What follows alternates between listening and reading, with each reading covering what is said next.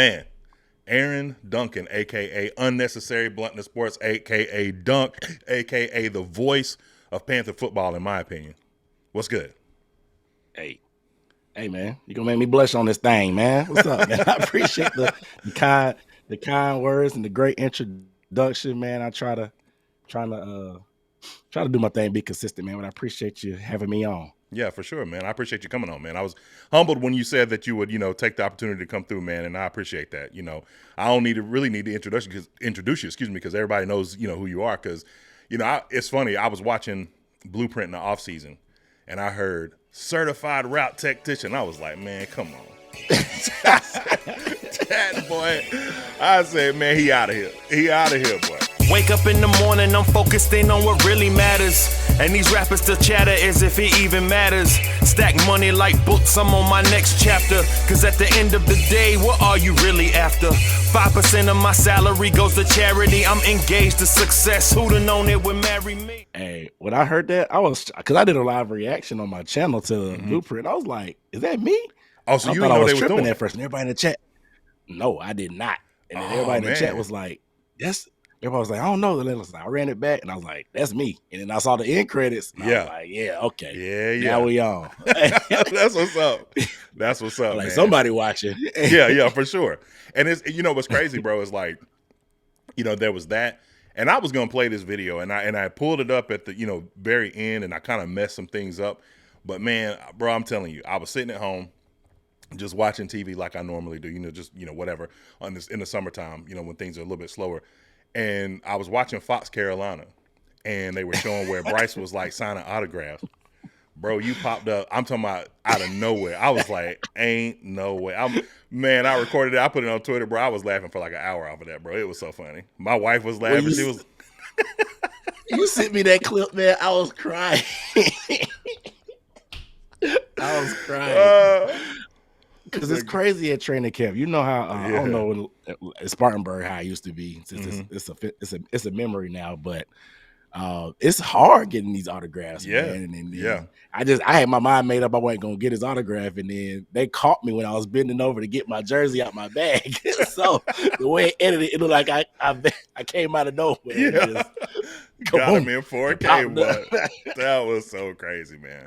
But I love that. That was a moment. And, it's really been like that ever since the first time I saw you, man. So, like, my first time seeing you was you interviewed Big Cat from Keep Pounding TV, or, I think it may be something different now. But that was really when I kind of got, familiar with who you were. And I was like, man, like, the way that you kind of just, I could just see that this was natural for you. Like, I don't know, do you have like a background in communications or whatever? Because I know you used to play football, running back at Kennesaw State. Yeah, I did my Google. So, I see you was like that. So are you coming from a perspective of knowing what you're talking about? Yeah, I've had the experience, but the only communications in my background is my parents were pastors. So really? I don't know. Okay. I don't know. Nothing naturally for me. I'm an accountant, right?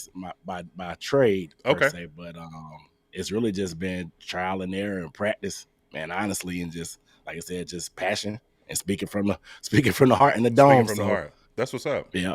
Man, and you from the upstate. I didn't know that, bro. You from Easley? Is that right? Yeah, I graduated from Easley High, man. I lived in Greenville for about 7 years. Okay. And then we moved to Easley in 2000. And then I graduated from high school. Nice. Man, yep, I live in Taylor's myself. So but I'm from Asheville originally, yeah. But, my sister's up there in Taylor's, man. I'm actually gonna be up that way Saturday. Okay, that's what's up. Yeah, that's I'm there for the holiday this weekend. So, nice. Yeah, I'm gonna be up in Taylor's, man. That's all right, bro.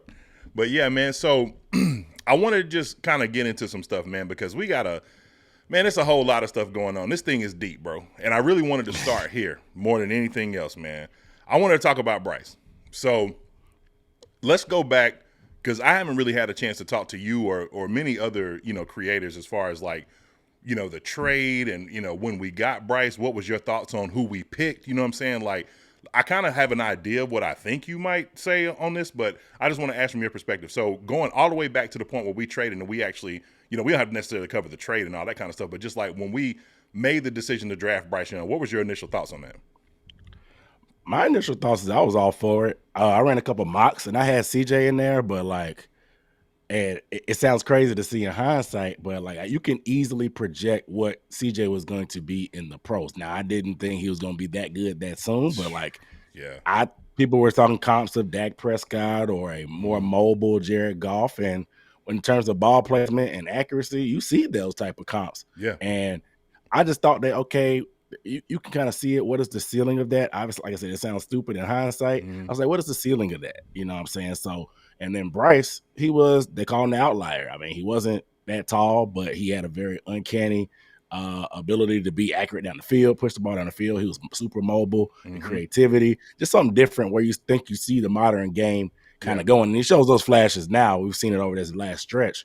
But I just thought like, okay, hey, like maybe doing something a little bit different outside the box is the way that you're going to push us over the top. We've done the traditional ways at times with this team. So maybe taking a shot, whether it's a big miss or a big make, sometimes you got to swing for the fence. You know what I'm saying? So I was fine with getting Bryce. I'm a Bryce guy now. I was a Bryce guy back then.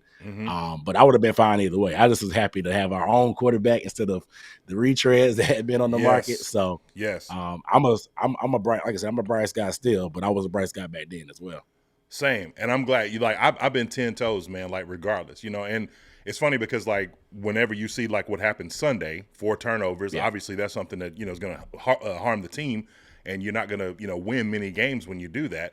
Even though I did see you go up the road a bit and you said, or actually I think they played out west, but Cincinnati, man, they won like 37-21 and Joe Burrow threw 2 picks, so it's not like it doesn't happen. My biggest thing is like he doesn't really have this kind of supporting cast that could be able to bail him out of that if something like that does happen, right? And that's kind of always been the thing since he got here. Now, of course, I don't think I've seen a quarterback for us as polarizing, especially like the fan base is literally split right down the middle, and you know this all too well, man. It's either like, and it's borderline toxic, bro. Like if you like Bryce, if you support, they call y'all kind of glazing or whatever like that, and then on the other side, it's like, man, like you don't want to go and just like not look at any of the mistakes and say like, well, he can do nothing wrong, because obviously that's not true.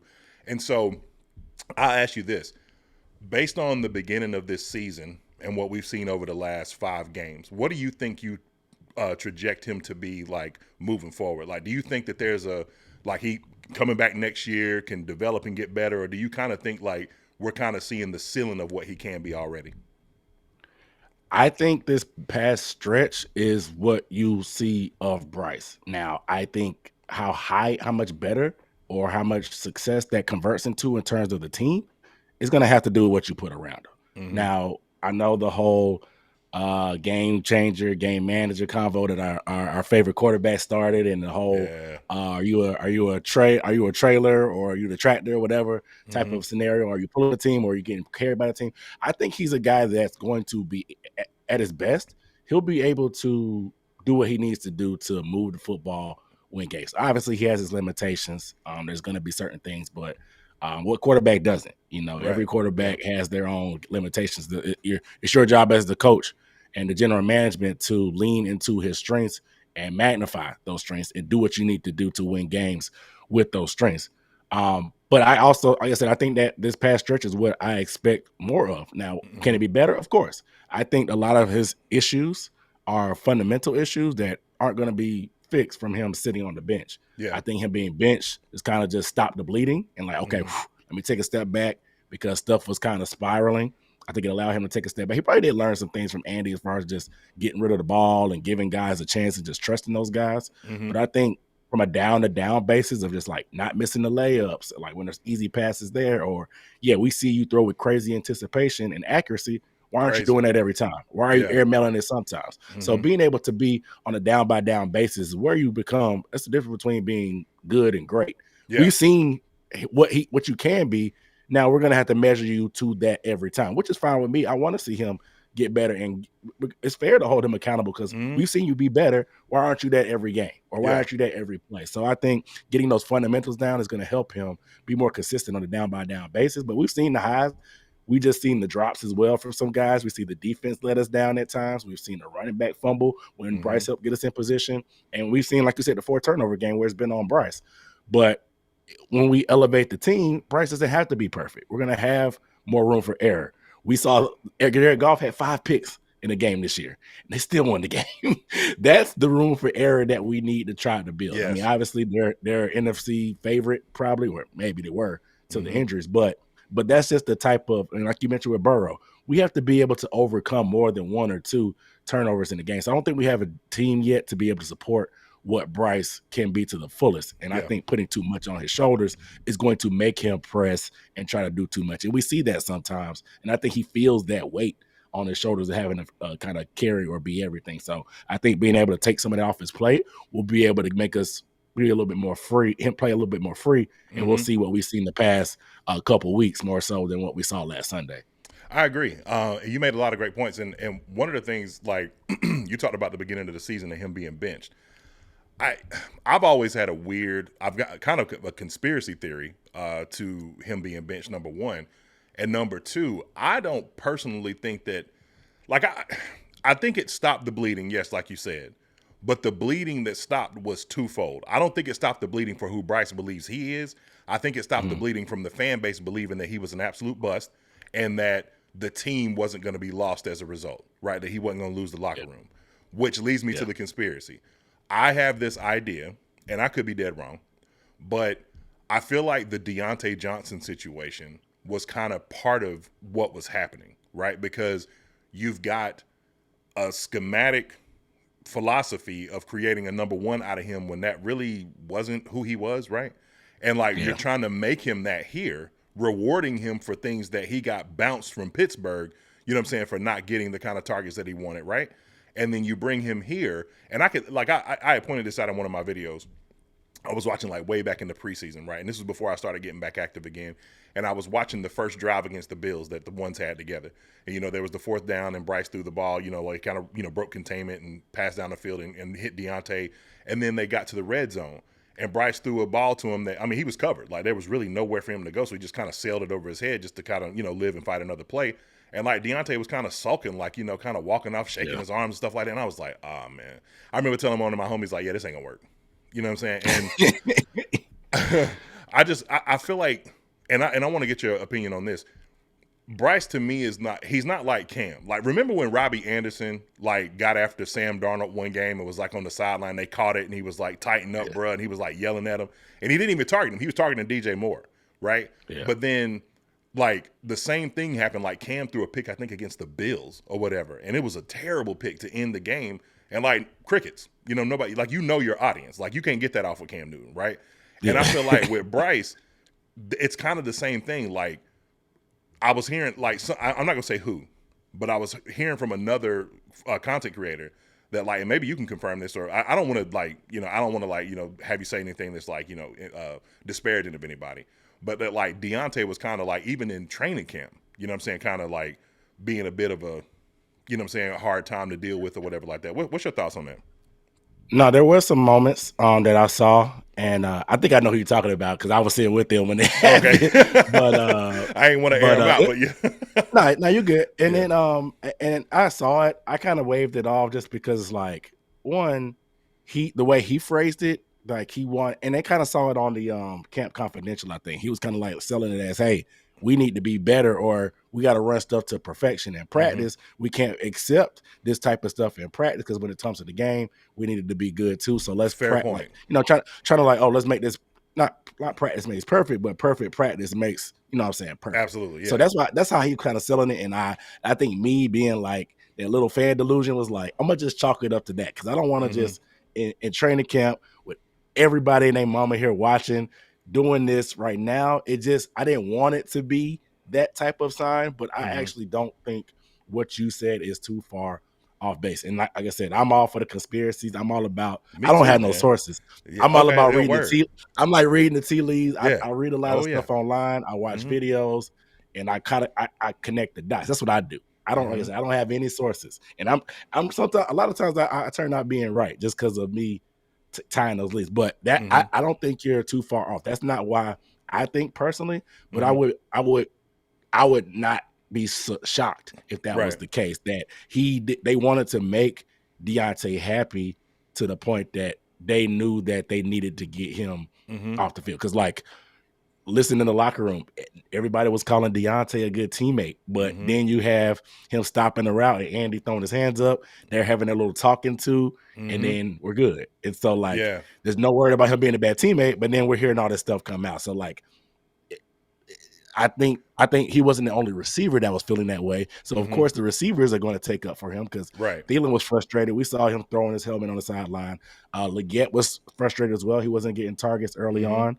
So I think there was the sentiments in the whole receiver room about the lack of production in the passing game. And so that's probably why they were taking up for Deontay. Yeah. But just to land the plane, I think they were trying to keep him happy because they wanted to see him maybe here and work out long-term for him, even though he was on a low-risk deal right then. I think they wanted it to work out. And so they put Andy in because they were just like, hey, Deontay's not happy. We need to at least be able to evaluate our receivers with a guy that's going to at least throw them the ball to see what's good enough. And then once nothing really, I mean, we saw a little bit of bump against the Raiders, but it's the Raiders. Once things started kind of hitting the fan again, we saw that, okay, hey, what's the common denominator? Bryce is deleted from the equation. What's the common denominator? Okay, so let's go ahead and move on from him. And that was kind of the situation. I think they wanted to work out with him long term because we don't get those type. And he's a talented guy. We don't get those type of receivers of his caliber in terms of like skill set. We haven't had we've had some good receivers in our. But nothing like But I agree. Not a route runner or a technician, like I said, that. So I understand them wanting to work it out with him because Canales talked about, like you said, they're trying to make him a number one guy. He talked about how our offense starts with one guy, and once the defense rolls to him, we set up everything else based off of their adjustments. So I think that's something that they wanted to do, but I also think him being removed helped Bryce, but it also helped Canales because I think it made him delete that whole philosophy that he had about that. And so you start seeing Coker, Leggett, you start seeing JT Sanders getting involved and really spreading the ball around and running the ball more too. So I think it was a necessary move. Me too. Now looking back at it, but in the moment, I agree with what you're saying. It probably had a lot to do with him in terms of that benching. Yeah, and you know, you just said it, man. You talked about his talent level. It's so frustrating, bro. Because like I saw where he got like excused from the team up in Baltimore, and like you know that's likely coming from the fact that he's not really an integral part of that offense. And it's like, man, bro, you had it here. Like that was you. Like you were the guy. You know what I'm saying? Like, and then I also think that someone like Leggett kind of was sprung into action. I would argue a little bit too fast, right? Because I think that Leggett is doing some things like I talked about his scouting report, right? And you see things like explosive off the, from first step, all these different great things about his game. And the one thing you didn't see in the cons was like he had issues with drops. Now, it's possible if you scour through the tape, you might see some of that, but it's hard to like lead the nation in certain categories in college and be a drop specialist, right? Now, I know he does a lot of body catching, and I know that's something that he can work out. But what I'm saying is like I feel like some of that stuff was going to be developed out of him over time, right? And you got Deontay as like your number one, and eventually he's going to come and take that spot, right? Because that's the trajectory for him, but like not right now. And I feel like maybe if Deontay wasn't here, that I'm not even so sure that they would have drafted Leggett. Maybe they go in a different direction, right? Like not that he isn't, like I said, I think he's going to be great, right? The Philly. I mean, just that whole play, man, like that first drive, like I know a lot of people were banging on him for dropping that pass, but man, that drive doesn't happen if he don't catch that ball when Bryce throws it out of the end zone. You know what I'm saying? And he's scampering around. That was one part of his game that they said on the scouting report, able to track the quarterback, seeing what's going on, in the back of the play or whatever, that he struggled with. And you see that that's something that they've developed through camp and throughout the season. So I just feel like he kind of got the raw end of the deal when it came to, having to be sprung into that number one action, even though I'm going to be honest with you, I think 18 he might be the one, bro. But just going back to Leggett, how did we get to the drop? The route against one of the better corners in the NFL, and Darius Slay, route him up like that. And what was one of the knocks on him coming out? Route running and getting off press and stuff like that. We've against the Chiefs, we saw him getting off press against McDuffie, I think. Getting off a press against one of the better corners in the league. We saw him winning on press. It was a drop on a couple times, but we saw him winning at the line, kind of building on some of his weaknesses from the scout report.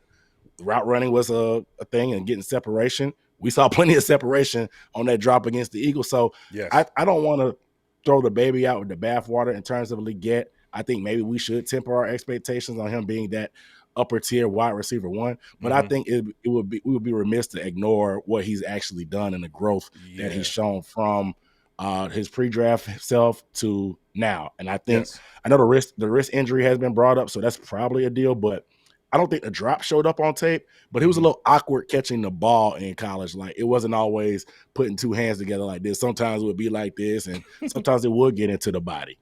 But that's something that can be improved on. Hands, route running, all that stuff can be improved on. And I just think, like you said, everything is polarizing these days, especially with our fan base.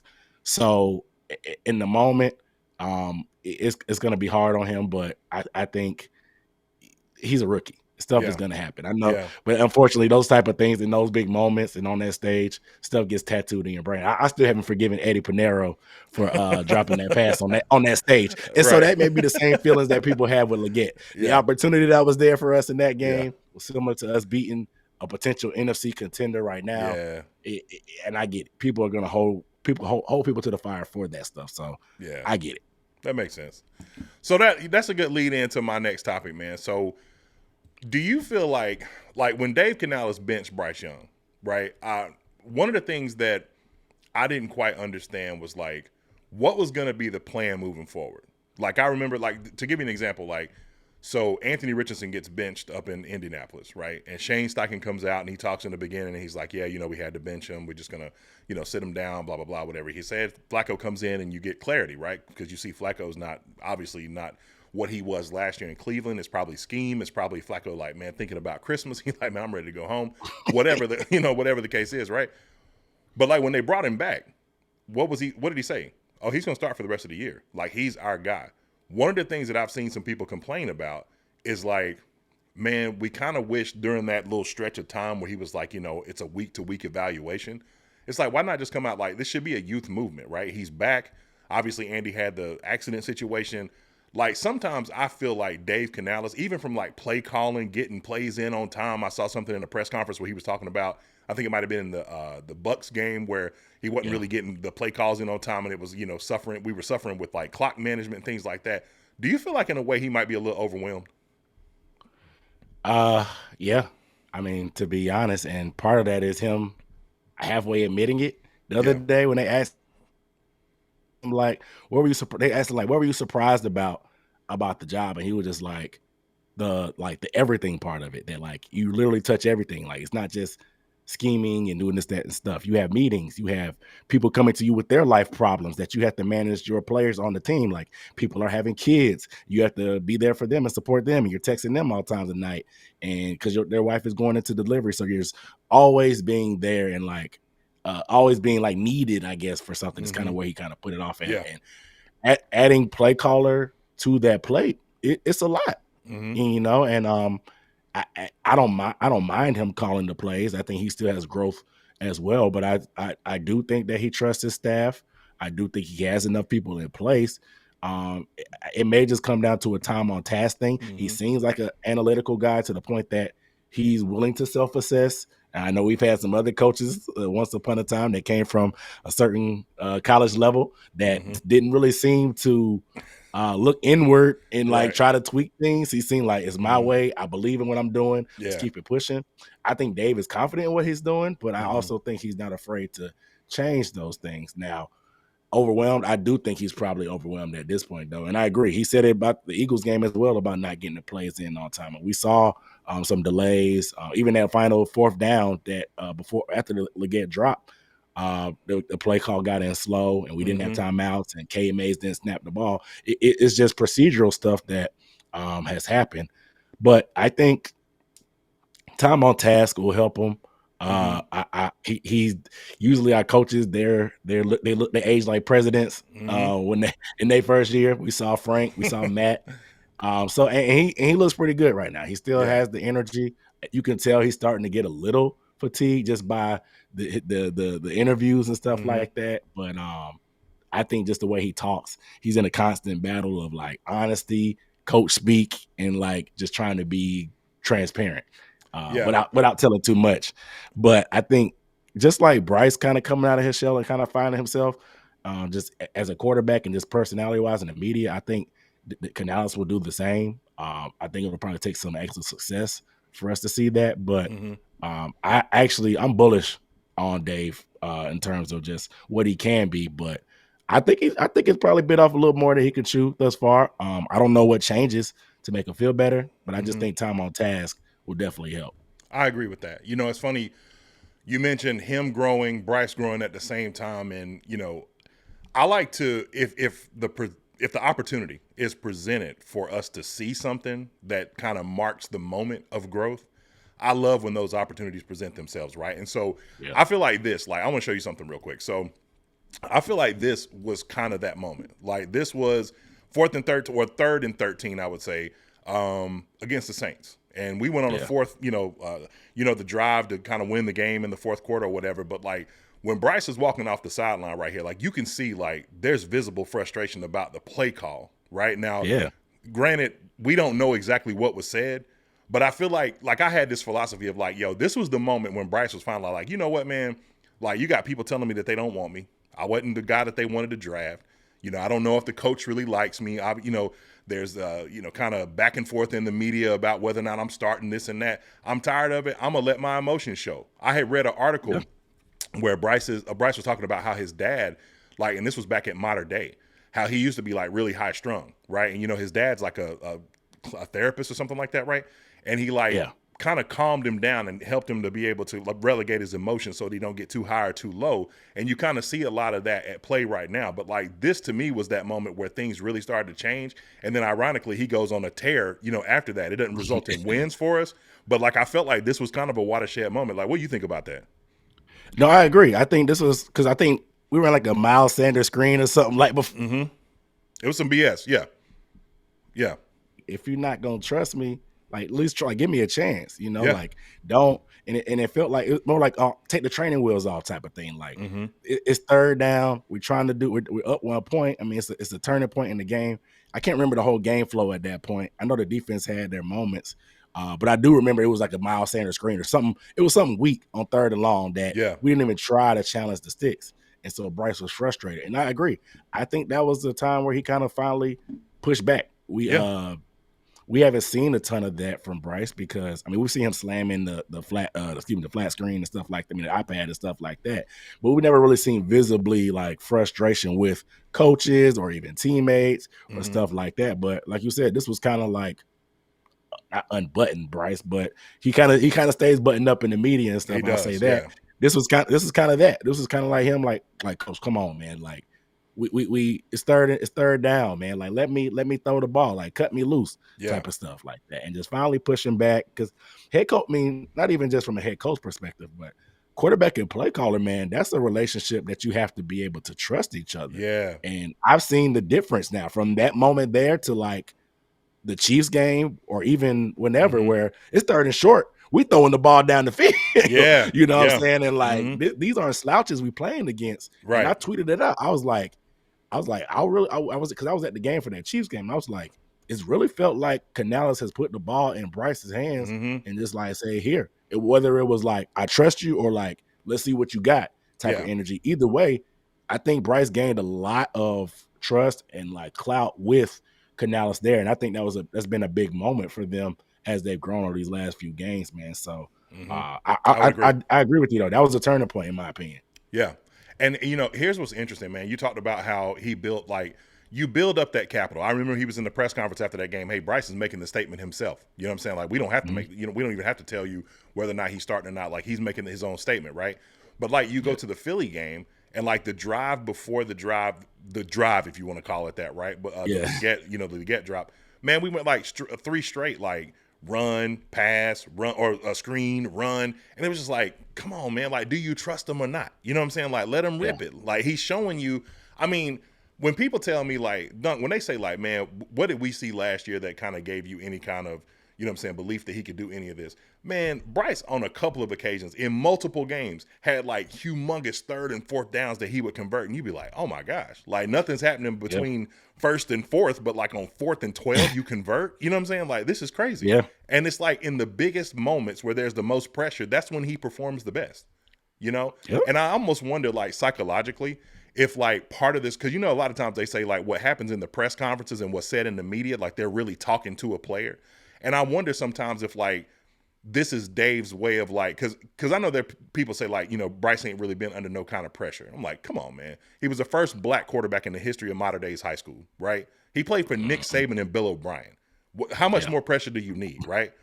But maybe Dave Canales is like simulating this because, Dave is very much a player's guy, right?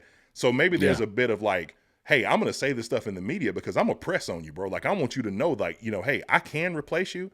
So, like, if I keep that edge on you, then maybe you'll play up to par. Maybe you feel kind of like you've arrived because you got picked first overall over somebody who they felt like should have been the pick, right? And it's like, maybe we need to press on that a little bit. What you think? No, if you're an optimist, that's a very fair point to do. I wouldn't agree with those coaching methods, but it's hard for me to argue with the results. And I push back on somebody else. You talked about it a little bit earlier about what was the plan after benching.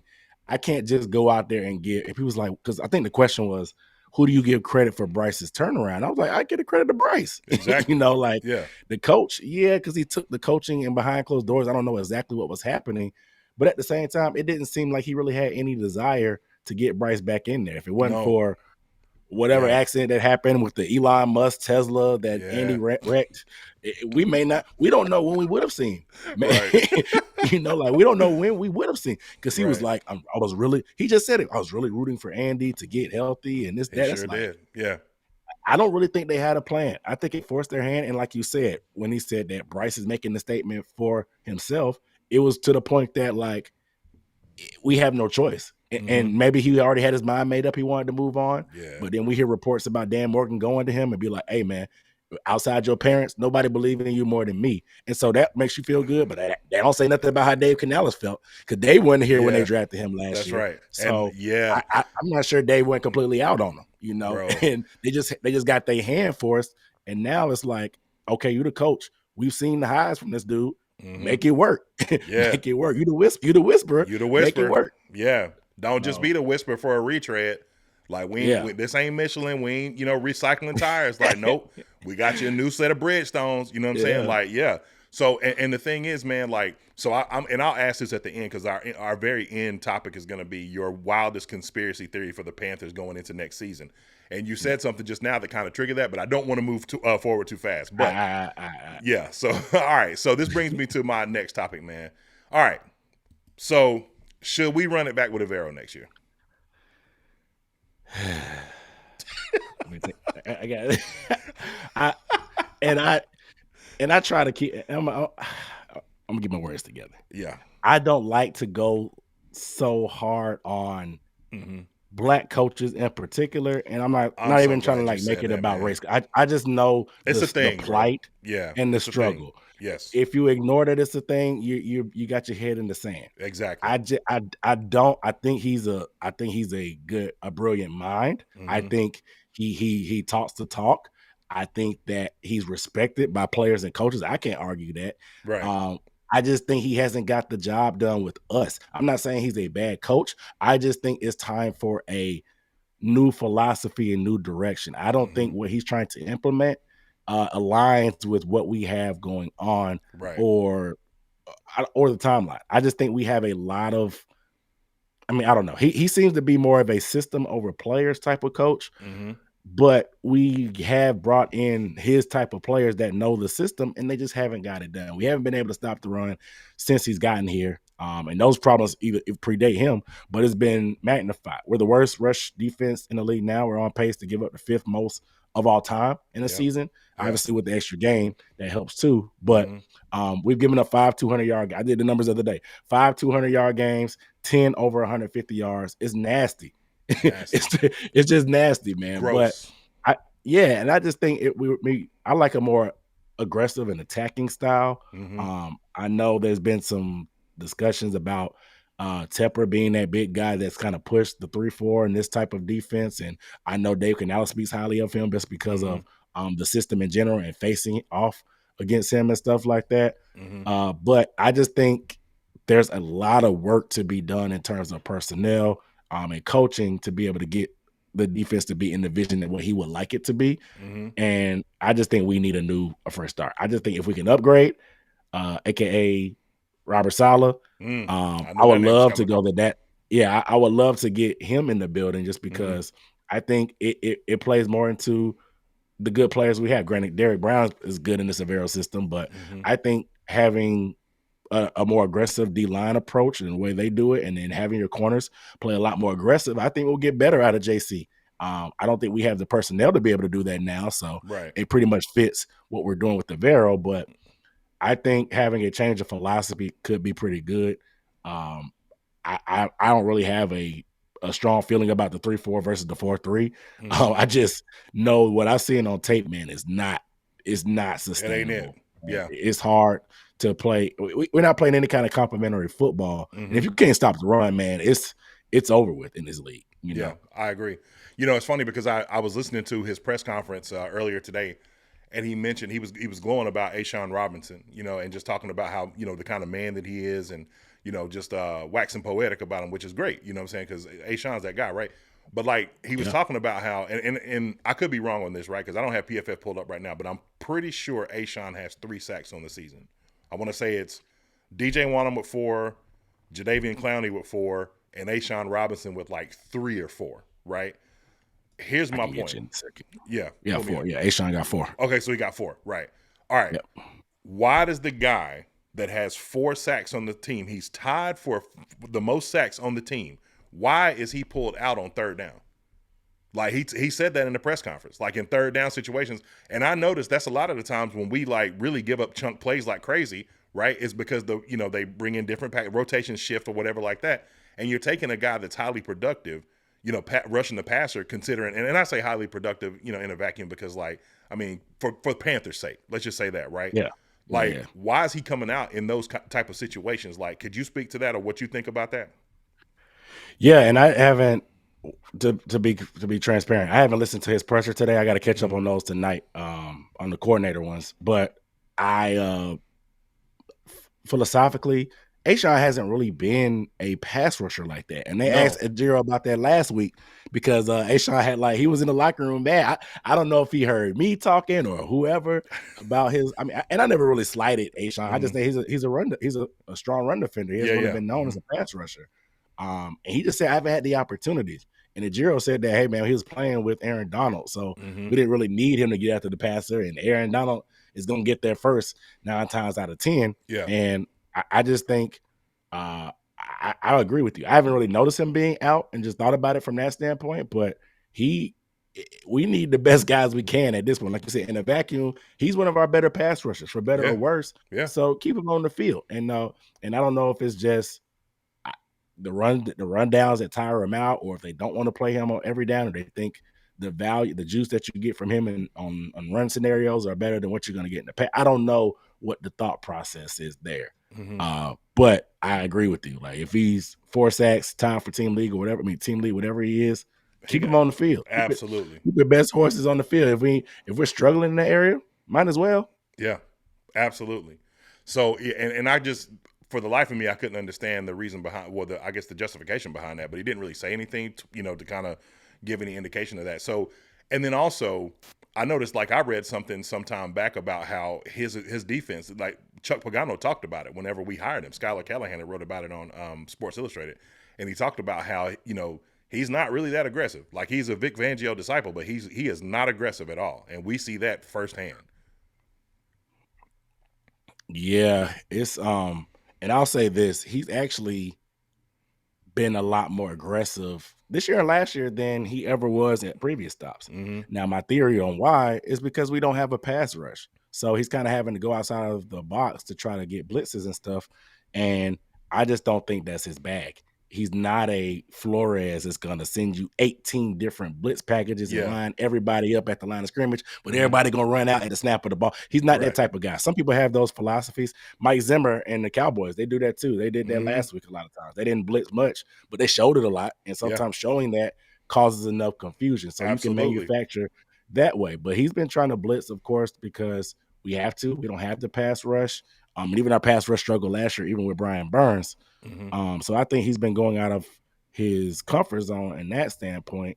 And so I just don't know where he is philosophically, because we're one of the higher blitz teams in the league, but we have one of the lowest pressure rates. Yeah. I think this past stretch, I think since week 9 through like 12 or whatever the stretch that Bryce, we were like playing close games, we were leading the league in sacks. Yeah. But like our pressure rate was like bottom tier. I think it was 32, 23, I think it was, and then 17. The highest it ever got was middle of the road, even though we were leading the sacks. So that just lets you know that, like, hey, we're getting sacks, but that's kind of misleading. If they're passing the ball 30-some times a game and we're only getting pressure when we get those sacks, it doesn't matter. A sack is like whatever. You win the down, move on. Sure. But if you're not affecting the quarterback consistently, it's going to put a lot of pressure on your secondary. And then I read a stat from Next Gen Stats. The Panthers, they play off coverage 76% of the time. That's the highest in the league. We give an average cushion of 7.2 yards. That's the second highest in the league in terms of defensive backs. Excuse me. Right. Yeah. And I get the philosophy, the Fangio philosophy, is to kind of get into the X's and O's a little bit, is they want to give that cushion. They want to prevent those big plays. Yeah. They want teams to have to methodically move the ball. They feel like, and you see it with us, it's hard to put a 10-play drive together without somebody false starting or getting a holding call or somebody missing the pass or interception or you never know what's going to happen when you don't give up big plays and make people methodically move the ball. And a lot of these offensive coordinators don't have the patience to run the ball anyway when you're playing that far off. But also, they feel like being able to give cushion and go downhill and go forward. You play faster going forward. When you see everything, go forward versus, hey, I'm close, let me backpedal. In theory, it makes sense. It's like, okay, yeah, you do run faster going forward. But if you don't have the horses to do that type of stuff, or you don't have the guys that can run up and make those tackles, I don't know how many screens CeeDee Lamb caught last week. He probably had about 40, 50 yards off screens alone because we're playing that much cushion. And I'm like, man, I just want a more aggressive style that's in your face, that's going to challenge him at the line of scrimmage at times. Let's bring some blitzes and stuff like that, or let's just heat up the quarterback and affect the quarterback. But if we're running 5-man fronts from the 3-4 and we can't stop the run, you toast. Yeah. So it defeats the whole purpose of the lure of that system, in my opinion. And I do think it's a personnel issue though as well, but I don't think that can be the hiccup to just be like, oh, that's the blanket excuse, like Derrick Brown and Shaq Thompson are out. Like, give him a chance. I don't think that should be the saving grace. I think they should take a long look. Is long story short at where he is. That's interesting because so my philosophy was like, if for nothing else, it's not so much, and I know that he's one of the pieces that you retain, but I would like for at least one season to see everything that we left the season with come back the same way, because there is something to be made for continuity, right? And, even though it might not have looked the best overall, I mean, he did post a top 5 defense in 23. Now granted, that's with Louisville. Granted, that's with, Derrick Brown, and that's with Shaq, some of the games or whatever. So like, like you said, the personnel, we don't have the personnel to do a lot of the things that maybe he could do, but I do wonder like what a good draft would look like for him. Now, I'm not using, and I know a lot of people want to do this, using the DJ Johnson as kind of the barometer of what he's looking for as far as players are concerned, like, and salute to DJ. But like, cause he's actually been playing better, right?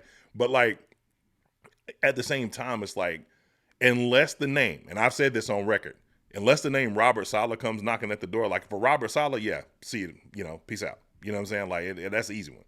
But especially when you think like, what does Robert Saleh primarily run? What's his base? Is it a 4-3? He's at 4-3, yeah. Yeah. So like, we've seen Al Holcomb come in and switch our defense around, and we saw it play a lot better. So I'm with you. I think the 3-4 is just kind of, it's, to me, and I could be wrong. You really dig into this draft stuff, and I want to pick your brain on this kind of stuff, and that's our next topic, is talking about the draft. And I know it's a little early for that, but I've always believed that it's a lot tougher to scout like 3-4 linebackers than it is like 4-3 ends or edges or whatever like that, just because those guys just don't grow on trees. You're talking about guys like Von Miller, Khalil Mack, or older guys like LT, like it's not, or TJ Watt now. It's not easy to find guys like that in the draft. But like, consequently, and salute to Mario Addison, he was undrafted, but I think he's what, 3rd or 4th overall in Panthers history in sacks. You know what I'm saying? Yeah. Coming out of Troy. So like, it just feels like it's easier to find guys like Charles Johnson, find guys like, take your pick of names that we've had throughout, our history when we were the base 4-3 defense to be able to play that position. Like, what do you think on that? No, I agree. I think what they do, and it's just kind of like your philosophy as well. I think, and I talked about system over players type of thing. So he knows it's a big do your job type of defense. It's not like, I mean, and that's how most defenses are. It's a do your job type of defense. It's like, don't be you have your assignment, do it. Don't try to do too much, because when you do too much, you might jump out of your gap, and now you spring in a big run because you left your gap, but you thinking somebody else don't have their gap, but you ain't got yours, and so you're trying to do too much. It's a very assignment based defense, and so when you're doing that, they feel like they could probably coach somebody to do their job. You don't have to necessarily need super production. They want measurables. They want that arm length, which is what DJ Johnson had. They want to see that explosive ability. They want to see you be strong at the point of attack and be able to hold your fort and not get pushed around. And so they're going to look at more of traits versus production, because I know a lot of fans talk about it. Nick Herbig, he plays for the Steelers. Very undersized. He's probably like 5'11", 6 feet, 250. But he's been very, very productive in a rotational role, playing outside linebacker in that stand-up role. He's very, very small. He was taken after DJ Johnson, but that seemed to be an instance of traits over production, because Herbig had 10 sacks, I think, his senior year at Wisconsin. DJ Johnson did not. He hadn't had much time on task. He was going to be a developmental guy, but wasn't he a tight end in the beginning when he first got to Oregon? Yeah, he was a tight end, man. So but he showed the motor, which is what they love, a motor. They love length at edge, and they love a guy that can hold the point of attack and set the edge. That's the three things that they say. And I always put it on Twitter when people are looking at a bunch of these guys in the draft. I'm like, if a Giro's here, he has a type, y'all. Like, that's what they want. They don't necessarily need a sack artist or somebody with a huge pass rush bag. They want guys that fit their traits and what they want to do. They're more assignment based than anything. But when it's time to get after the passer, man, you need guys that can apply that heat. And we just haven't had those guys. And like you said, if maybe a full defensive draft helps, and allocating resources to that, like we did in the offense this offseason, but it's tough, because I still don't know what he's looking for. It's like you said, is he going to make the right choices when we ask him what he's looking for? And if we take a top guy, you get a blue chipper, and so those are kind of easy, and hopefully he fits the system and we do good. But what about the back end of the draft, when you really have to build your roster? That day 2, those day 3 picks that we need, that we constantly see other teams getting production from, but we never seem to get that type of production from those type of guys. So it's a tough decision, man. And like I said, I think he's just that system over players. So they're looking for traits over production.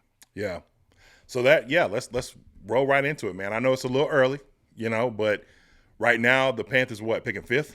We're 5th overall. My guess is that we probably either stay where we are or potentially move up maybe 2 spots, possibly even move back to maybe 4. So I think we're probably going to be like 4, 5, or maybe 8, 9, right? If we win against Arizona, whatever, however that looks. I don't know that we win the next 3 games. I don't know if we have a lot of momentum. We got a lot of people that are, I don't know if Jadeveon Clowney is going to play. I think Ashawn might be out as well. Like it's a lot of guys that's like questionable going into Sunday's game, so it's going to be rough. But all right. So with all that we just said, and you talked about it, full defensive draft, right? Or the potential for that. We've seen that one time before. Derek Brown, YGM, Troy Pride, Stanley Thomas Oliver, Kenny Robinson. Who's left? Derek and Sam Franklin. That's it. Bravion gone. Troy Pride gone. You know what I'm saying? Kenny, what was the corner we drafted from Washington? Keith Taylor gone. Yeah. Was that the chin draft? That wasn't the chin draft, was it? Yeah. Yeah, he gone too. He gone too. And it's insane. So my question for you is, would you want to see an all defensive draft? I wouldn't mind it, but like you just mentioned, the key is you got to draft better. It sounds like I'm making it sound easier, and it sounds that doesn't sound complicated when I say it like that, because it's not a science, but you got to draft better, man. And we're the thing is, we're never going to be a good team anyway if we don't draft better. So we just got to do it, you know. I wouldn't be mad at it. I do think we need some things on offense to the point that it can't just be all defense, but I would be open to 70-30 defense to offense for sure. Yeah. So let me ask you this, because a lot of people, like, here's the theme with the Panthers every single year, right? Especially since we've been bad. Trade back, trade back, trade back. I'm not a big guy on that and I'll tell you why. Because if we had stayed pat and drafted 8th overall and not moved up to get Bryce, there's a good chance we drafted Jalen Carter. Well, we see what he's doing right now, right? So in this draft, let's just suppose we landed 3, right? My guess is that the top 2 picks in the draft are going to be Shedeur and Cam Ward. So that puts us right in the runnings for you know who. Would you draft him? And if you did, what's he playing? Travis Hunter. I 1000% drafted Travis Hunter. And it for some reason it's a controversial take. We may be the only fan base that says that we do not need the probably consensus best player in the draft. I had fans telling me we don't need him because look at our run defense. We don't need him. We need to draft D-line. We need to do this, that, and the third. And I just think that one, let me answer your question first. Yes, I'm drafting him. I'm running the card up there, and no hesitation. 2, I'm playing him at corner. I'm giving him 10, 15 snaps on offense. If he wants to return punts, I'm doing that. And I'm rocking with it. I mean, he's a weapon on offense. He's very, very twitchy. The acceleration is there. He's very, very raw in terms of his skills on both sides. But what he does at the catch point, man, is just amazing. But not even just that. He uses that on the other side of the ball, like the instincts you see from him, man. We ain't never seen nothing like him, bro. It's ridiculous. The ball skills, the instincts, the route recognition, how he's able to move and diagnose stuff. He's 6 feet, 6'1", something like that. I know he's a little thin, but he gonna gain weight. He only 21, 22 years old. He's the length. It's just it's one of those when that people say freaky athletic. He's freaky athletic type of stuff that you see him do on the field. It's really you can't coach a lot of the stuff that he has, man. No. And so like just a little fine tuning and him actually putting more time on task into one side over the other, he's going to get better at whatever he does. I just think those type of instincts and ball skills, you can't.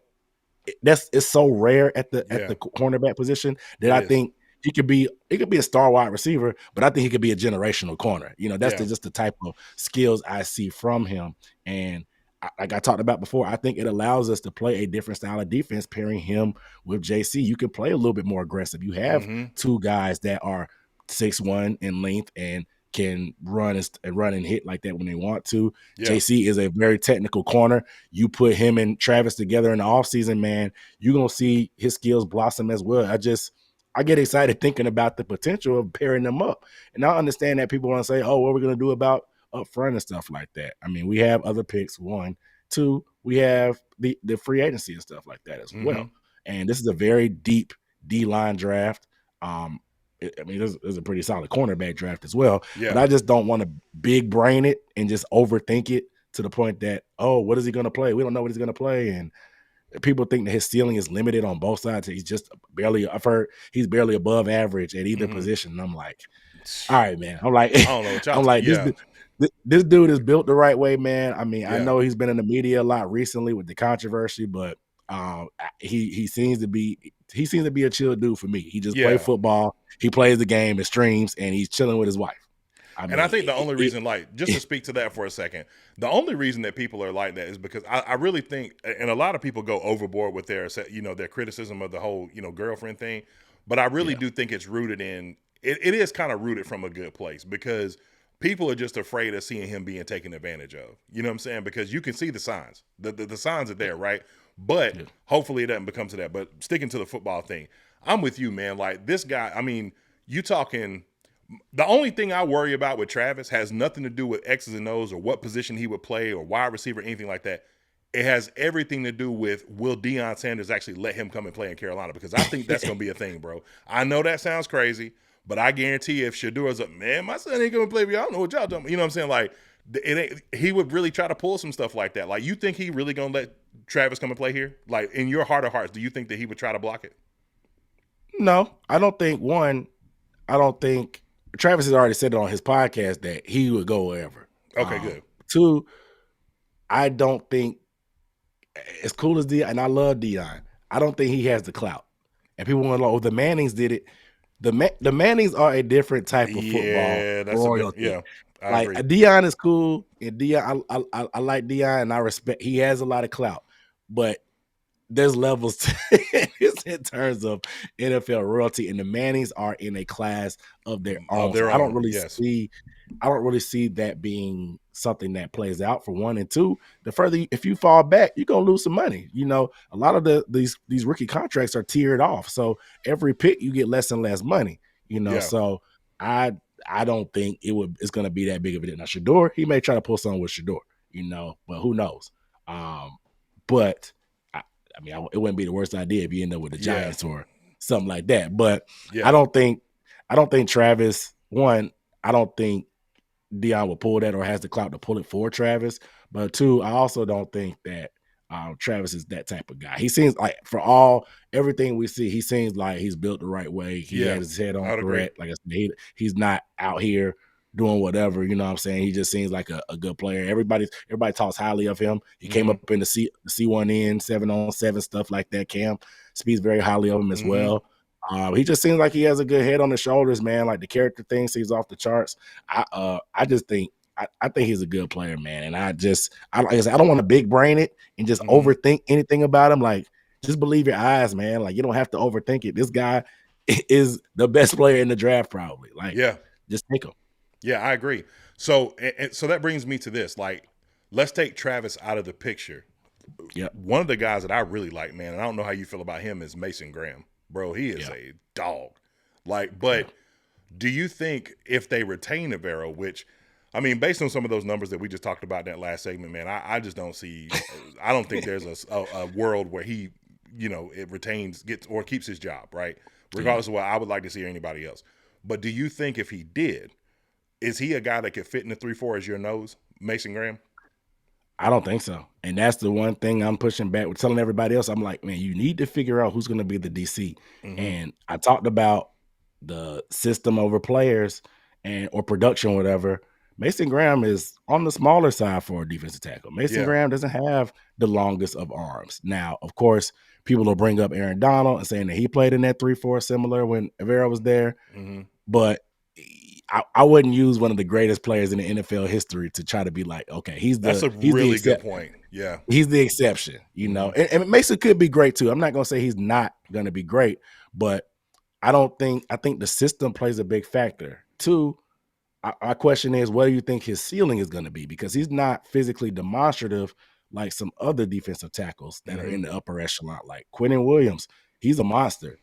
Chris Jones is 6'6", you know. Derek Brown is 6'5", 330, you know. And even Jalen Carter, who we just faced, who gave us everything we wanted. He's 6'3", 320-something pounds, I think, like that. He's just physically imposing. And so I'm just wondering, what is this ceiling going to be in that upper echelon when you're taking him at number 3 potentially? Is he going to be able to get you up there? Or is there somebody else that may fit a Gerald system that's not going to be elite ceiling like Mason Graham? But like I said, this is a deep D-line draft. Can you find somebody in the second round maybe that's like big? That TJ Sanders from South Carolina, DJ Sanders, Deion Walker from Kentucky. He's pretty big as well. Freak, bro. Yeah. So, like, those are guys like, hey, do you want to – he may not be Mason Graham, but if you can get a Travis Hunter, or even if you go Abdul Carter, who we haven't mentioned yet, that can be on the edge, and you get Deion Walker, you got 2 guys plus Derek. That's 3 out of 4 pieces if you go to a 4-3 or whatever you're going to do with your D-line, but you're building cornerstone pieces that way. So you just have to – what is the cliff after Mason Graham?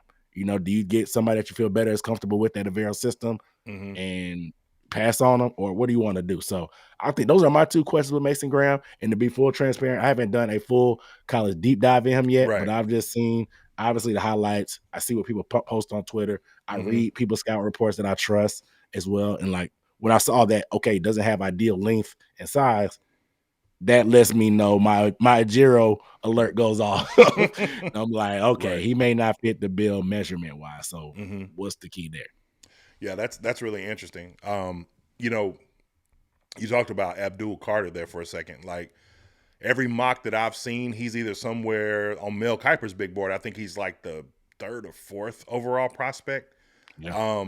I don't know what to make of him. Like, I know some people say like baby Micah Parsons. I kind of feel like he's his own guy, or whatever. But do you think he comes in and like is that coveted pass rusher that we've been looking for the past, I don't know, 2 or 3 years now? I think it could be. We haven't had. I mean, and I love Brian, but his ceiling is just not what some of the upper guys are in this league. And he got his money, and I thought he deserved the money because a rising tide raises all ships, and that's just how the NFL works. That's how it goes. I'm all for players getting as much money out of these owners as possible because that's a fact. The nature of the game is crazy, man. These dudes, we almost saw a guy die on the field last year with that's right. DeMar Hamlin. So get your money, man. So I was never really mad at Brian for wanting that, but he just just on the field wise, he wasn't in that TJ Watt like we talked about early, or even a Bosa where like every play you have to account for him. Where if you don't, almost like an equivalent to a receiver, if you don't have a plan every play, he is going to kill you. We haven't had a guy like that in a while. You know what I'm saying? Like Peppers was that guy for us, but it's been like a while since we had just a freak that come off the edge that's that type of guy. And the first step that Abdul has, the projection of, like you said, being Micah, if it can be anything like Micah, that he's one of those type of guys where you have to account for him. We just saw Taylor Moton hadn't given up a sack all season, but he went against Micah and he had his worst game of the season. Like one of those guys that can every week, no matter who you line up against him, he can defeat them unless you have a plan. And if he can be one of those guys, I'm all for it, man. Again, I haven't done a deep dive on him yet in terms of film, but just everything that I've read and what I see, everybody's pretty much excited about him. He's a little bit on the smaller side, 6'3", 250 or something like that. Yeah, that was my biggest worry. Yeah, was just his size, just the measurements, because you got a guy like I know I feel similar about James Pierce, who I think is going to fall. Like I got a feeling James Pierce might even fall to the 2nd round. Oh wow. Would you double dip in that case? Like, I don't know if he will, but if he does, like, would you double dip if you say, okay, we got Abdul and James is sitting right there? Like, that, I mean, it'd be hard not to. And speaking of Brian Burns, that's the comp for Pierce, similar, a little not as strong at the point of attack against the run at times, but has that first step, has the length, is a little bit raw in terms of that. I would be open to double dipping. Like I said, this class is deep, man. I like Kennard from South Carolina as well, man. I'm not sure how he translates to standing up. He may be more of a 4-3 guy. But I love Kennard. Granted, I'm a Gamecocks fan as well, but he's a guy that may be in the 2nd round as well. We'll see how he does at the Senior Bowl. He'll probably help himself there, but he's a guy that if he's there, man, and I don't know where our Rams pick is going to be. They're playing good right now, so it may not be as sweet as we thought, but if he's around, I'm open for double dipping because we have to get this. We have to get this pass rush better. We have to get the defense better. We just need good players. I don't think we need to just go for need. I think we're in a spot where we just need to elevate the level. Like we talked about with Bryce, we need to be able to have the talent to be able to have that room for error. And we don't have enough game changers to the point that we can do that. So everything seems hard for us. Every drive is methodical. On defense, we're struggling and straining to get stops every time. We get lucky and get some turnovers, but we don't have any guys that can change the game. Yeah, not at all. On either side of the ball. So I think whether it's that, whether we fall to 7 or 8 and it ends up being Ted McMillan, a receiver or somebody like that. Just about to bring him up. I'm glad you said that. I'm open for it. So I don't want to hijack the outline. I'll let you keep going if you. No. Go ahead. We just need good. Talk freely. We need good players, man. And I think people, we're in a great BPA position. I think people that are talking about tanking, I'm not really for it because I think, and somebody said it on Twitter, once you get the quarterback, man, there's really no point in tanking. Like, you tank to get your choice at quarterback. That's right. If you draft in top 10, you're going to be a good player. You just got to make the right pick. You know what I'm saying? So, and that's where I'm kind of at. But if we're in a position where Abdul is gone and obviously Travis is gone, obviously I would have to consider Mason Graham, but like we need a dynamic receiver. We talked about Xavier Legette, but having a 6'5", whatever he is, type of 210 type of guy with that frame, that 50-50 ball factor, the red zone factor, We've had our red zone struggles this year. We kicked all them field goals against the Chiefs. That was the difference in the game. Mm-hmm. Again, it's about elevating the talent to create more room for error. You can point the finger at whatever side of the ball. You can say that, hey, we scored a touchdown. The defense needed to get the stop. But you can also say, if we score once in the red zone at any time in that Chiefs game, it may not even be that interesting of a game because maybe we beat them by a score or two, you know? So, and if you get a guy like Tet, that's a red zone threat. Maybe he helps you score in the red zone. So that's why I'm more about building the whole team just to take the pressure off of everybody. But obviously Bryce as well, because he plays receiver,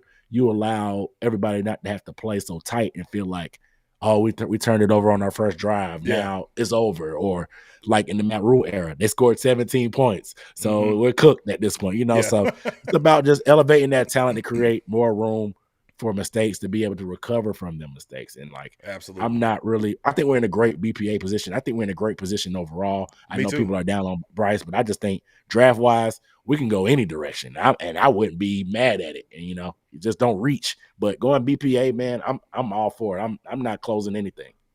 And I'm with you. You talked about Tet McMillan, man. I watched a lot of his film, a lot of it. Not like, you know, all 22 style, but just, you know, like the TV highlights, right? And from what I watched, I looked at the scouting report. The biggest thing is they say separation, right? Which is not really a thing. It's really on one route. It's the 9 route. Like he doesn't run. No. If he ran the 9 route to perfection and really was that like 50-50 or blow past you guy, we wouldn't have a shot at him. He'd probably be number 1 and number 2 overall because he's Mike Evans, right? His body type and archetype.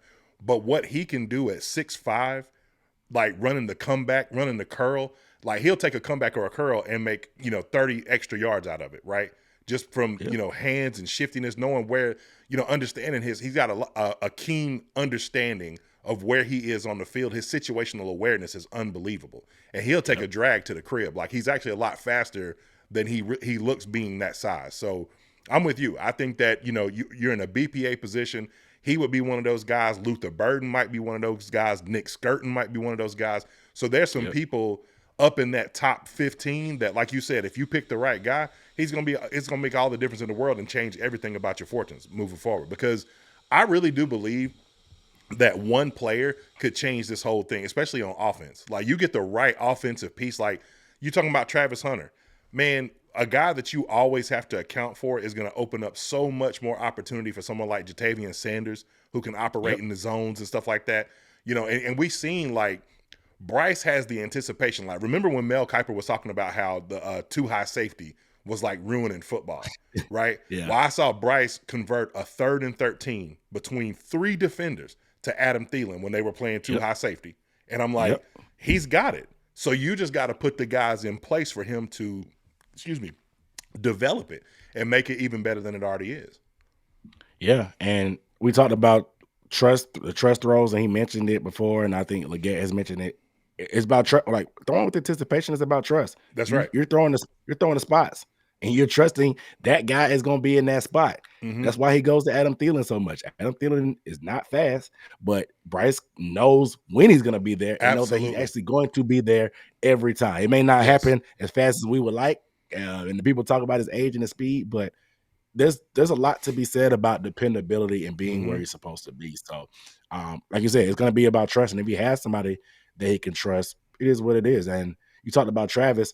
Like you said, we need somebody dynamic, and I think that was my big proponent on getting rid of CMC. And I know we kind of we ran him into the dirt, but going back and looking at some of the Joe Brady tape when he had CMC before he started getting hurt, a lot of the stuff that he was doing was opening up stuff for DJ Moore. Now, DJ Moore has some slow starts to the season at times, but obviously he ended up getting his 1,000 yards. Yeah. But I was looking at some of the stuff, and Joe Brady was in over his head at that point. But you can see him now. You can see some of the stuff that he's doing now if you watched him.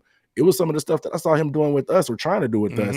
It just, unfortunately, the timing wasn't right. But having one of those guys that, like we talked about, that has to be accounted for, that opens up stuff for everybody else, I think having a chess piece like that, it could do like you said, it could do wonders for us. Because I think the biggest thing we got from our offense is we kind of evaluated where everybody is. Now we know, and granted, there's something to be said about development, but it's just refreshing to see that we've gotten this much of a contribution from so many young players so soon. Now, has it been a lot? Has it been blown away? No, but we didn't get anything from Ian Thomas.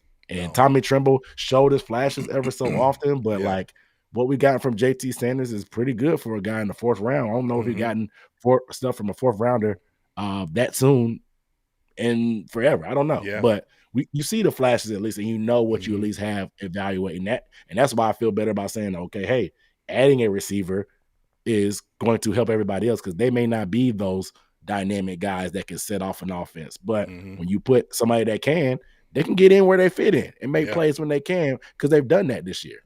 And so I agree with you. I think adding some juice on offense will help. That's why I'm open to anything, and like I said, creating that room for error. That's kind of my motto right now, just creating room for error for us.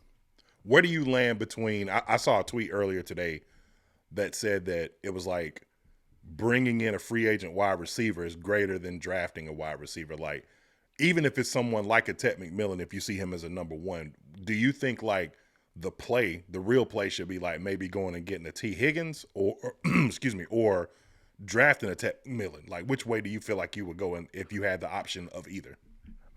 It just depends what the price tag is as well. If we're open market, I don't see us being able to compete with anybody monetarily. But if a receiver is always unhappy every offseason. That's just how they are. Whether it was Cheetah going from the Chiefs to the Miami Dolphins, which would seem crazy at the moment because, like, bro, you have it made. Y'all are a juggernaut. Like, you being unhappy did everybody a favor because I mean they still won rings, but it felt like everybody at least had a chance now. And then AJ Brown got unhappy. He moved, and it's just every offseason it feels like there's gonna be somebody available, and it could be T. It could be we're hearing Garrett Wilson may be available. So it just depends on the right guy. Now T, I think T and Tet have way too many similarities to the point that I wouldn't overspend on a T because if you feel like I can go get Tet. But a guy like Garrett Wilson, who's a route technician, I think he fits more with Bryce's skill set than a T. Higgins. Not to kind of talk out both sides of my mouth in terms of like comping him to Tet and wanting Tet, but preferring Garrett. But I just think that a vet like Garrett Wilson it makes us hit the ground running. And I think Tet is that type of guy. I just think we need a receiver that can come in and make an impact right away. And it's not going to be a guarantee if you go with Tet, but he's the best receiver in the class. And I don't think that's the debate. And you see the traits. And so I think he's a guy that can make an impact right away. And I think that's what we need. So a vet would probably be, if we can get Garrett Wilson for a 2nd or 3rd or something like that, I don't know. And then end up, obviously we have to pay him. I'm cool with that. And then we can really focus on defense. Because then you feel great about your offense overall. Just got to add some pieces, maybe some O-line depth. And obviously you got to figure out something with that backfield, maybe to get some depth behind Chuba. But if you get a dynamic receiver, you can really focus your attention onto that defense that we know needs the most work. And so, I would lean if the right guy's there, I would lean free agent just to help us in draft wise, strategy wise. Because I do think I would like to have some young guys. There's some building blocks on defense outside of like Derek Brown and JC. But I'll probably lean vet, but I'm open to the draft as well for a receiver. And you just said something that I was like, oof, when you said depth behind Chuba. Oh my gosh. Non-contact injury, man. You know, I saw you reposted my tweet when I talked about how, you know, planting your foot into the ground. I mean, being able to, you know, explode, you know, off of, you know, that knee, if you will. Man, this Brooks thing, do you think he'll ever be the same? I think he can, but man, it's a uphill battle. I think he can, because we've seen it done. Modern medicine has come a long way. An ACL isn't the death sentence that it used to be once upon a time. But it's up here, man. It's really up here. Because he's young, man. He's only 21. He just turned 21 this year. So by the time we see him again, he'll be what, 23 probably. It's gonna be up here, man. It's gonna be up here, staying locked in, keeping the right people around you. I was listening to the Carolina Huddle, and it seems like TD has really kind of taken him under his wing a lot and been there as support and talked to him throughout the things. And he's been around the team, and I think being around your brothers and stuff like that will help as well. Absolutely. But it's gonna be mental, man. Do you trust yourself? And I felt like he was trusting himself there. That's why he kind of made that cut. He wasn't really hesitating or thinking about it. And I kind of compared to like how Derrick Rose was. It felt like Derrick Rose mentally, he could never get back to his old self after having those constant injuries. Right. But I think it's all up in the brain, bro. I think, like I said, he's young. He'll bounce back. He's going to have plenty of time. They're not going to rush him. They didn't rush him this time. So I don't think they're going to rush him. Even if he was ready in the calendar year, I don't think there's any way he plays in the back half of next season unless we're like making a playoff run by some miracle. Right. But I think they're going to give him a full, the rest of this season and next year. We'll see him at 26. He's going to have the time. He's going to have the support. It's just going to be up here, man. It's unfortunate because I was very excited for him, man. Too, like, man. Just a little taste that we got of him, bro. You could tell that he was going to be he's a running back, so it's a little bit different.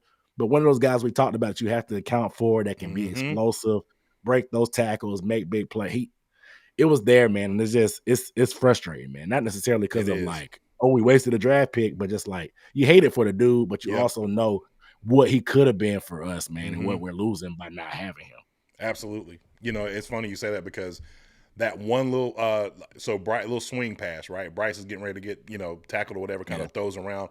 And he does what he did at Texas, man. You see him he'll catch the ball. He's really patient, stops, waits for his opportunity. And if you show him just the smallest window, he will explode and he'll take it to the crib. Like I saw that multiple times at Texas last year. So yeah, it was defeating, to say the least. But Godspeed to him, man. Prayers for him. Hope he gets better. Hope that this doesn't set him back mentally, like you said. Like I was talking about him getting around guys like Adrian Peterson. Like, Adrian tore his ACL and MCL. 2006, he comes back, was it 07 or 08 and has he's a couple of 100 yards away from beating out Eric Dickerson's record. 2,000 yards and he got MVP. That's right. Yeah, so it's very possible, for him to be able to come back from this. So, all right, so want to get to the last thing, man. So I want to ask you, what is your wildest conspiracy theory going into the 2025 season for the Panthers, 25-26 season? Like the wildest thing, whether it's like a wild trade that happens or somebody that we get that we didn't expect to get, or maybe they go on a run next year, everything develops. What's your wildest conspiracy coming up? Let me see. My wildest conspiracy. Before I say that, what was did I take yours or something else we were talking earlier about? Oh no, I got a crazy one. That's a tough one because like I it's hard for me to read Canales. My conspiracy theory is that Bryce will still be on the hot seat next year. I don't think he's all in on Bryce yet. I still think that it's going to be an evaluation. I think they bring in competition, and I think it's going to be somebody pretty good.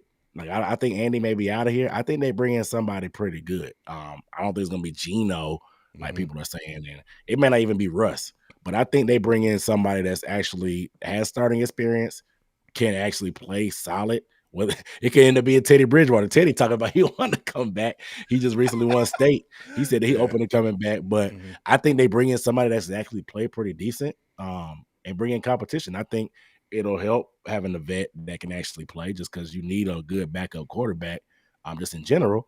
But I don't think they're going to be always sold on them. I think they're going to bring in somebody else. That's just my conspiracy. It's hard for me to get a read on Canales, how he feels about Bryce, but I also think hearing those comments about Dan Morgan instilling his faith in Bryce, I think there's going to be give and take. I'm going to think they're going to run it back, and so Dan is going to get his, but also he's going to appease Canales. We're going to bring in a vet that I'm more comfortable with, but also that I feel like I can trust, and we're still evaluating Bryce week to week, like he likes to say. It's not a hot take, but I do think they're going to bring in a vet because I think that's what he feels comfortable with, Canales.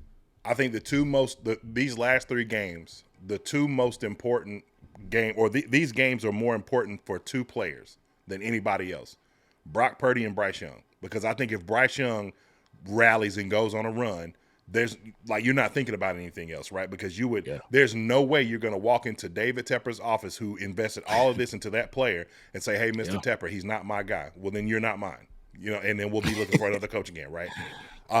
And then Brock Purdy, the same thing, because now you got a guy like you got J.J. McCarthy that they could, trade, or they could trade Sam Darnold. He could go back to San Francisco. That's a possibility. You never know what could happen. So it's important for him as well. But my wildest conspiracy, like just tinfoil hatted up, bro, is that they trade Bryce Young on draft day.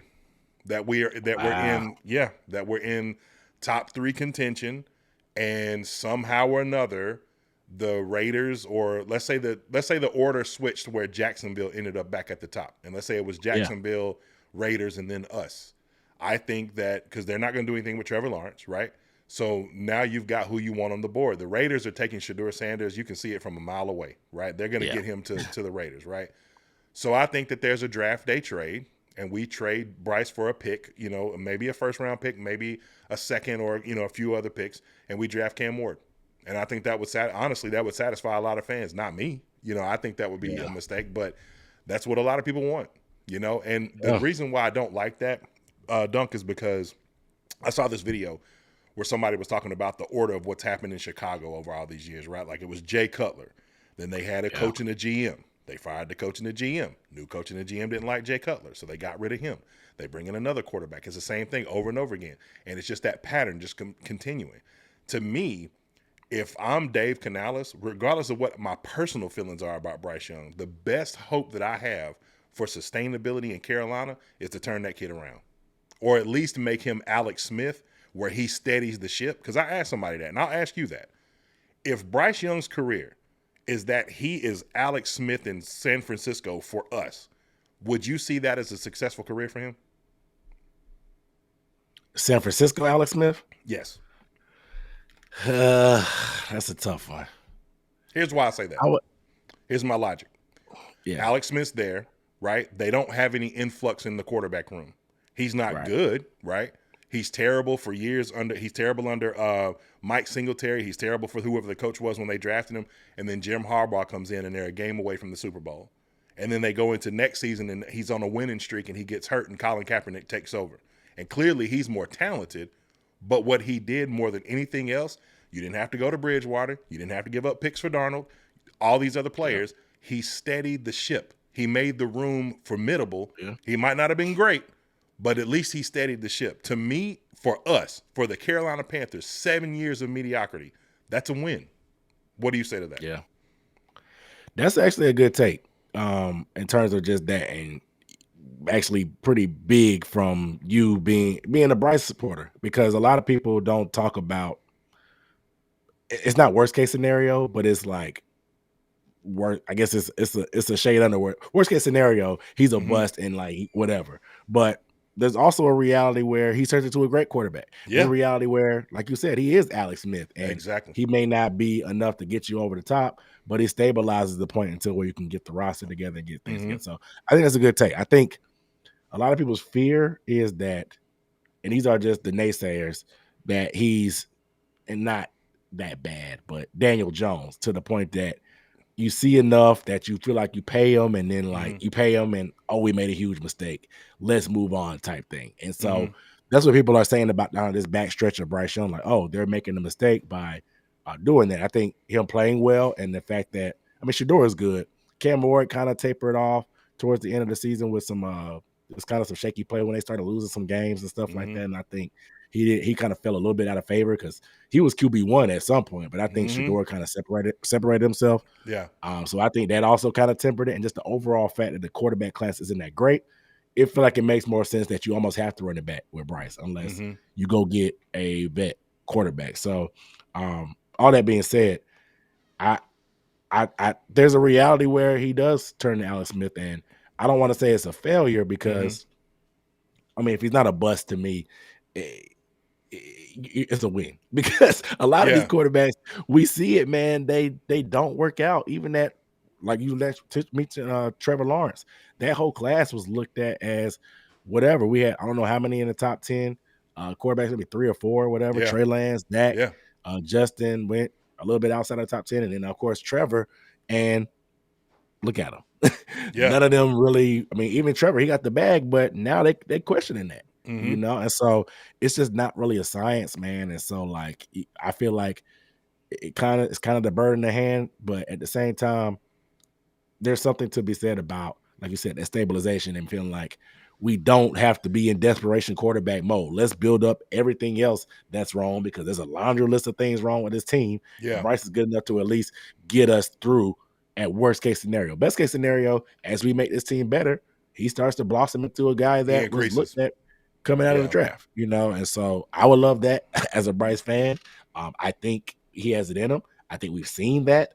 I think it's up to him, obviously, putting the work, but it's up to the coaches and the front office to be able to get him to the point where we see more of that Bryce instead of the bad Bryce. You know, we've seen that. We've seen what he's capable of. So, because some quarterbacks aren't capable of certain things, but once we see, okay, that's your range, what do we need to do to keep you up at that range? Yeah. So, that's where I'm looking at in terms of just the quarterback. But I wouldn't be a draft day trade would be crazy to me. I would probably fall out my chair. Me too. Me too. But there's just something about, there's really something to this thing of like, if you're not a coach's guy, man, like you're just not his guy. And you know, we've just seen it too many times, not the draft day trade scenario, but just the idea of like, hey, you're not my guy. Right. And man, I'm telling you, I made a video out of this when Dave Canales was in one of the press conferences, and I can't remember. It was a game after Andy Dalton. It was another one of those. It might have been after the Atlanta game. Picks, you know, awful game, whatever. And they asked him about going back to Bryce. This is about Andy Dalton. This is the first time I seen him kind of like turn up, snap at one of the reporters. I don't know if it was Newton or Mike K or somebody, but like when I saw that, I was just like, man, he really pressed about this. So that's either I really like Andy Dalton, or boy, I do not want to put this 5'10" Joker back out here. I do not want to do it. Yeah. And that's what I feel as well. I agree. The sentiments and what he was saying, and Andy gives us the best chance to win. Andy gives us the best chance to win. Like, keep saying that when we're not winning and stuff does not look good, man. I really think that he didn't like Bryce. Like, he just was done with him. And we didn't talk about it, but like, I think it's an indictment on him. And I couldn't agree more, man. I'm so glad you said it. Because see, when somebody like you with like mass credibility, see, like me, man, I'm down here with the common folk, right? So like when somebody you do good, hey man, you do good work, bro. I really respect the quality of what you put out, man, is actually unmatched. To be honest, like man, the graphics you got on here, man, just the presentation and the sound quality and stuff like that. I remember with the first time. I think that was Rashad had us all together. You had all them drops. That's when I was like, okay, he really owned it, bro. You had all they be loving that one, boy. I'm telling you, when I hit him with that, that's what I'm saying, man. That's what I'm saying. So you really, I'm about to say, give yourself some credit, bro. You really, man, I appreciate you really it, do your bro. thing, man. You got the quality is there, man. You really do it. You well spoken. You got a nice voice too for it, man. So I appreciate. You got to give yourself some credit, bro. I really did what you're doing too. Salute, man. I appreciate that, man.